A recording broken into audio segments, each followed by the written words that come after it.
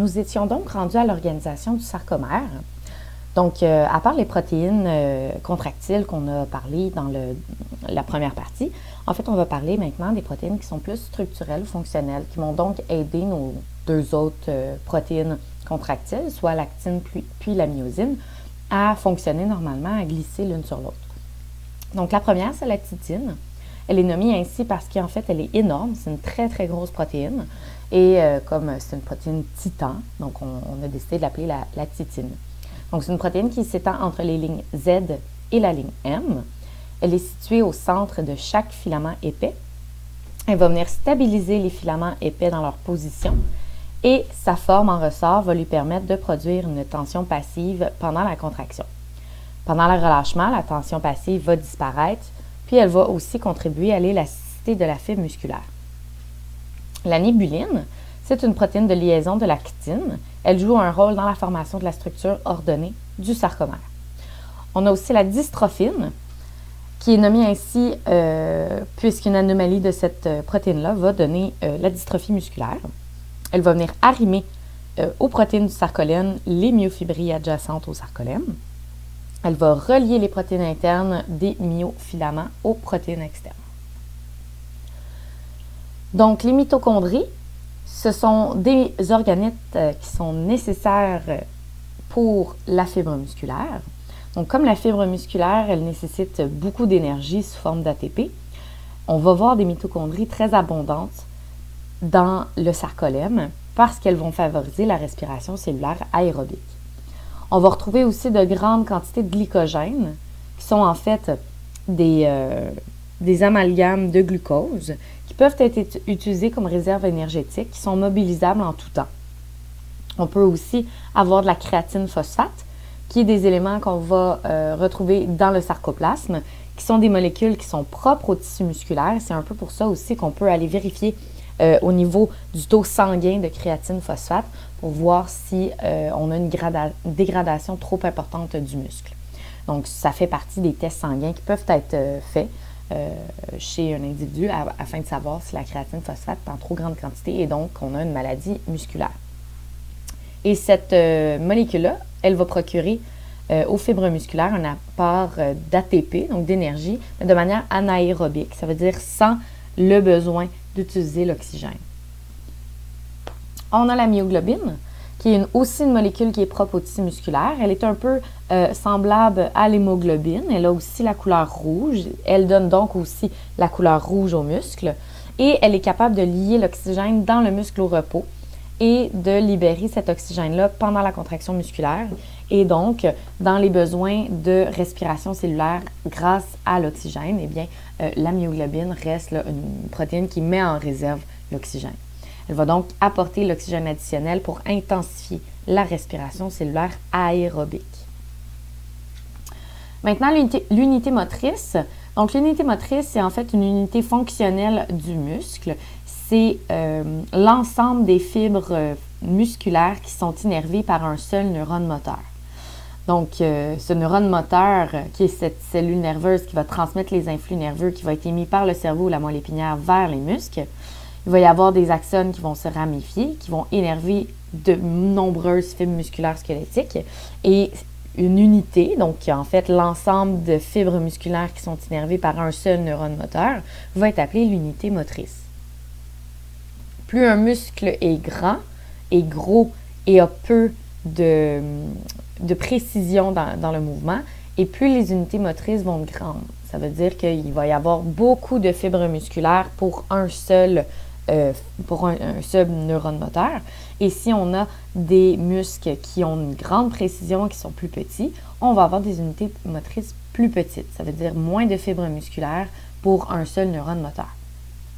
Et donc, la taille d'une unité motrice va être inversement proportionnelle à la précision du contrôle exercé. Les exemples, c'est que les muscles des yeux, qui permettent des mouvements dans tous les sens du globe oculaire, sont très, très, très précis. Tandis que les muscles de très grand volume, comme le quadriceps, vont avoir en fait un contrôle moteur moindre et donc aussi des unités motrices moins précis, donc avec une quantité de fibres musculaires plus grande. les fibres vont être dispersées dans la plus grande partie du muscle, ça veut dire le ventre du muscle, et la stimulation va produire une contraction musculaire faible dans une très grande région. La jonction neuromusculaire, c'est un site précis d'innervation d'un muscle par un neurone moteur. Donc, c'est le site précis de connexion entre le neurone ainsi que la fibre musculaire. Généralement, c'est situé dans la partie centrale de la fibre musculaire et ça comprend le bouton synaptique, la plaque motrice qui est en fait la région, l'espace qu'il existe entre le neurone et la fibre musculaire, et la fente synaptique. Donc, vous avez ici un dessin à fort grossissement de la jonction neuromusculaire. Donc, on a ici un neurone moteur, des fibres, donc des axones qui sont ici, qui font partie des axones de neurones moteurs. Vous avez la fibre musculaire juste ici en bas. Vous avez les axones d'un neurone moteur qui sont juste ici. Et vous avez la fameuse plaque motrice, donc l'endroit où le neurone va venir toucher, en fait, la fibre musculaire. Le bouton synaptique, qui est un renflement à l'extrémité de l'axone, va s'élargir et s'aplatir dans la région. Il va contenir, comme on a vu, des petites boules, en fait, là, au niveau de la plaque motrice. Ce sont des vésicules synaptiques qui sont de petites poches membraneuses qui sont remplies de neurotransmetteurs. Le neurotransmetteur qui nous intéresse ici pour la contraction musculaire, c'est l'acétylcholine, qu'on nomme aussi ACH.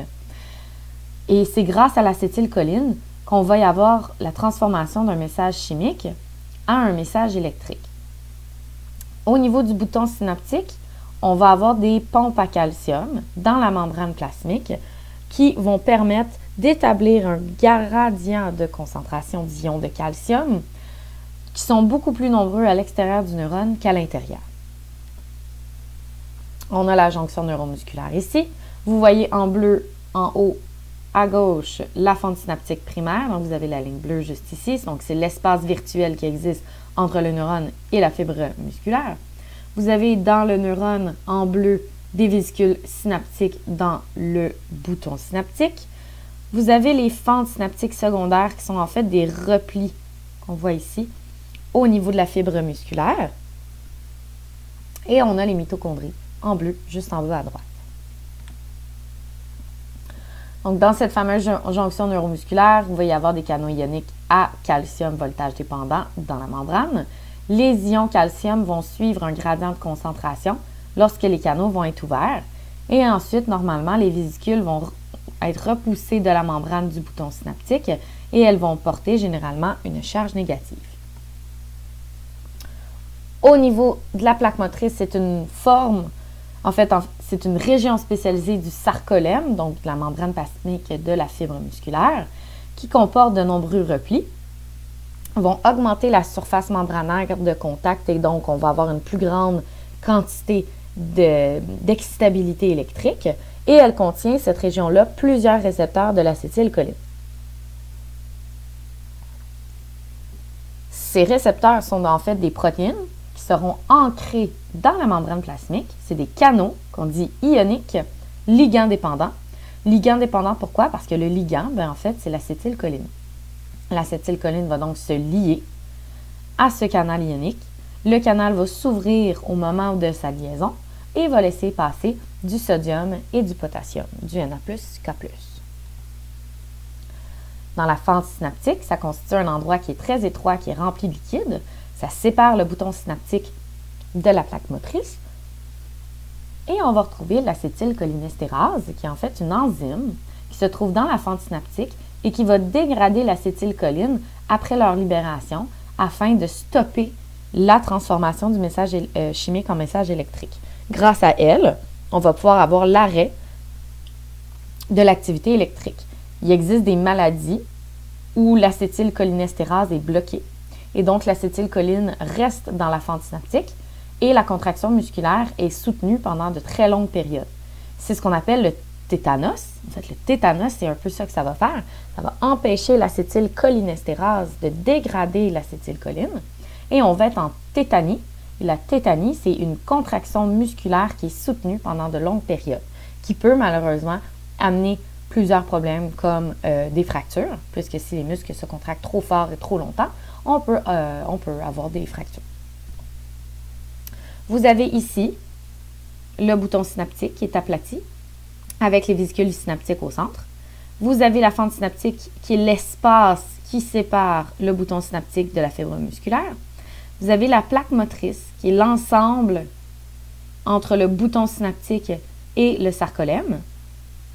Et vous avez les petits replis ici, qui sont la synapse secondaire, qui n'est pas marquée ici sur le dessin, mais qu'on a vu un petit peu plus tôt. Et donc, ces replis qui augmentent le contact entre le bouton synaptique et la fibre musculaire. Si on voit de plus proche qu'est-ce qui se passe au niveau de la fente synaptique, donc on a les vésicules synaptiques qui sont juste ici en haut, qui contiennent l'acétylcholine qui est représentée en rouge. On retrouve les pompes à calcium ici qui vont permettre de maintenir un gradient ou un potentiel membranaire. Les vésicules contenant l'acétylcholine vont venir s'attacher et libérer au niveau de la membrane plasmique du neurone.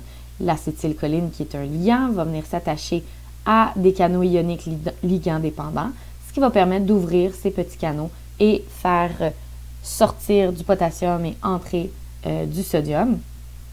Et ainsi, on va avoir une dépolarisation et donc une activité électrique qui va se passer à l'intérieur du muscle, à l'intérieur de la fibre musculaire. Durant la contraction, on va avoir des filaments protéiques dans les sarcomères qui vont interagir.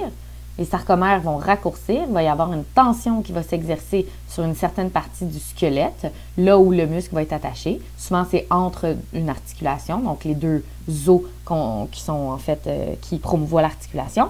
Et la longueur de la fibre contractée va diminuer, le mouvement va avoir lieu, et donc ça va tirer sur un os et sur l'autre, et ça va permettre le mouvement au niveau du bras, de la jambe ou du tronc. Donc, vous avez les étapes de la contraction musculaire squelettique juste ici.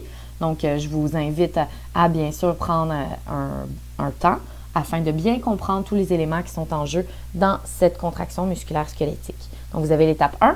Au niveau de la jonction neuromusculaire, il va y avoir l'excitation d'une fibre musculaire squelettique avec une libération de l'acétylcholine, qui est le neurotransmetteur qui est dans les vésicules synaptiques, puis la liaison de l'acétylcholine à ses récepteurs.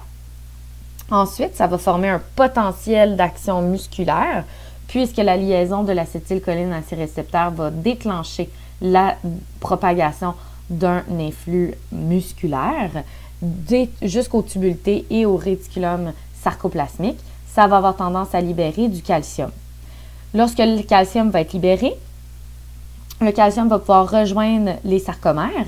Et là, il va rejoindre les sarcomères. Le calcium va s'attacher à la troponine. Ça va faire glisser les filaments fins sur les filaments épais au niveau des sarcomères. Les sarcomères vont se raccourcir et ça va induire la contraction musculaire. Donc, imaginez-vous des centaines de sarcomères qui se raccourcissent ensemble. Il va y avoir un raccourcissement total de la myofibrille et donc aussi un raccourcissement total de la fibre musculaire. Donc, dans la première phase physiologique d'excitation des fibres musculaires, l'excitation des fibres se fait par le neurone moteur. Elle va se produire au niveau de la jonction neuromusculaire, puis elle va se traduire par la libération de l'acétylcholine et par sa fixation sur ses récepteurs.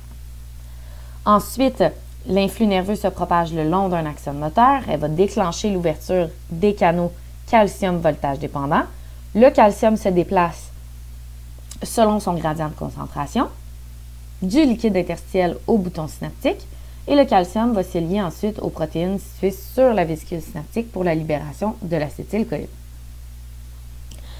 Les vésicules synaptiques vont fusionner avec la membrane plasmique des boutons synaptiques.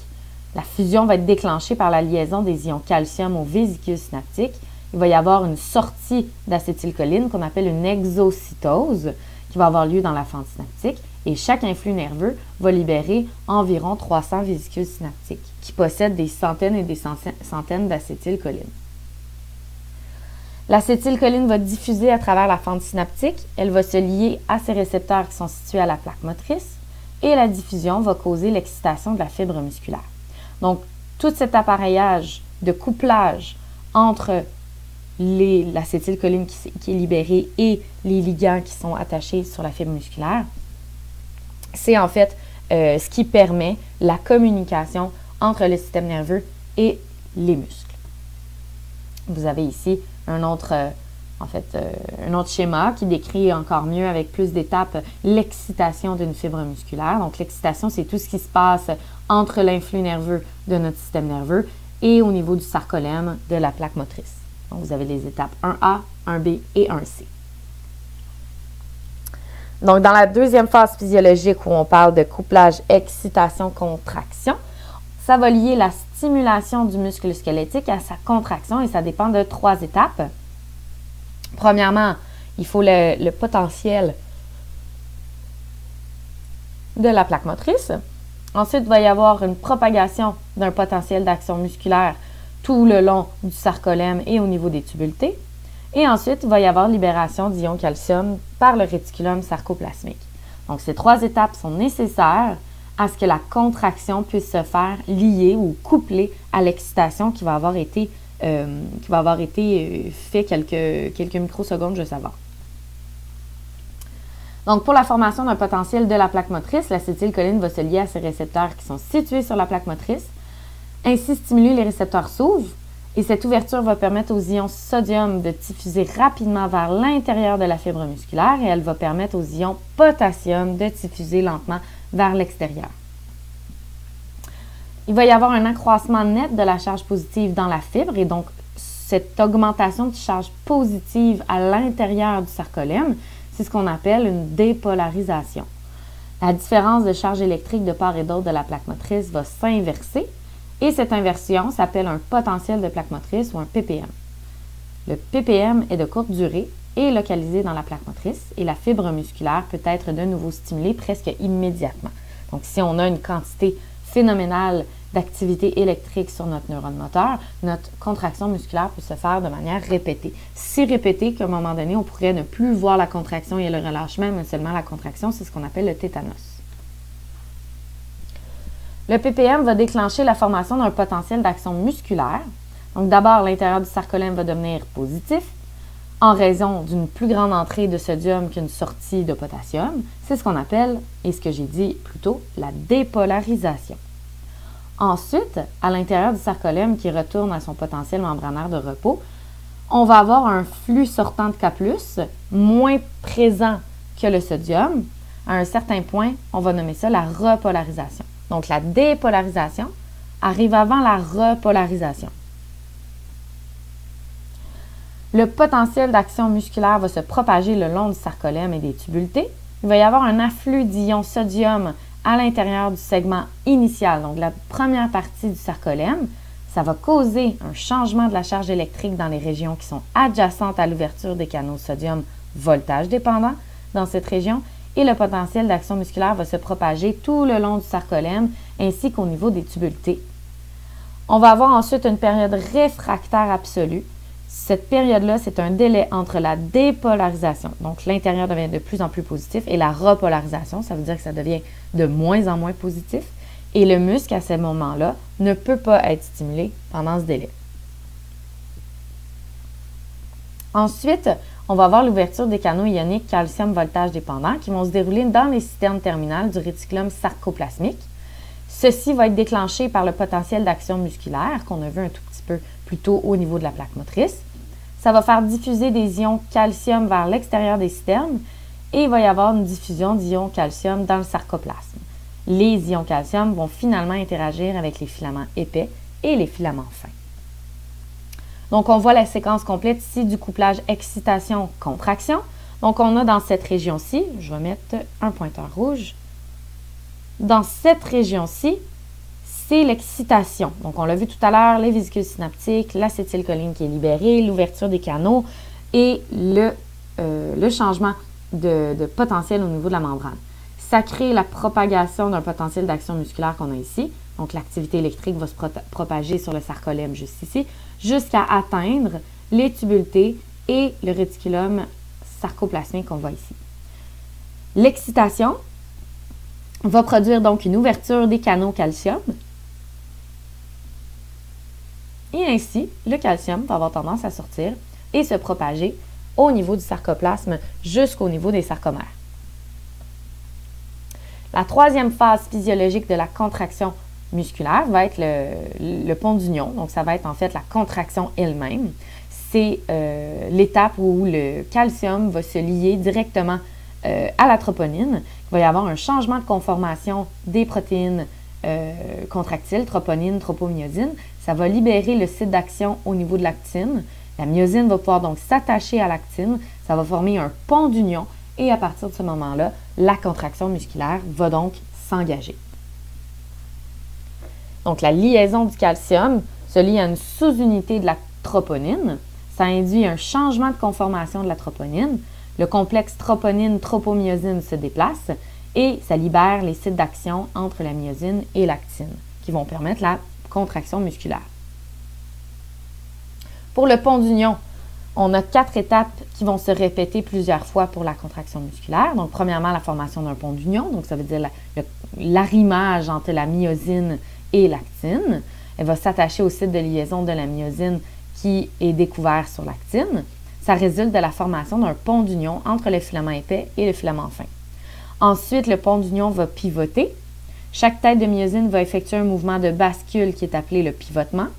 La tête de myosine va tirer le filament fin sur une courte distance au-delà des filaments épais et on va avoir des molécules d'ADP et de phosphate qui vont se libérer par la présence d'ATP. Donc, l'ATP va devenir ADP plus phosphate. Troisième étape, la libération des têtes de myosine. Donc, l'ATP va se fixer au site de liaison de l'ATP sur les têtes de myosine. Ça va libérer les têtes de myosine qui vont se dégager du site d'action ou du site de liaison de l'actine.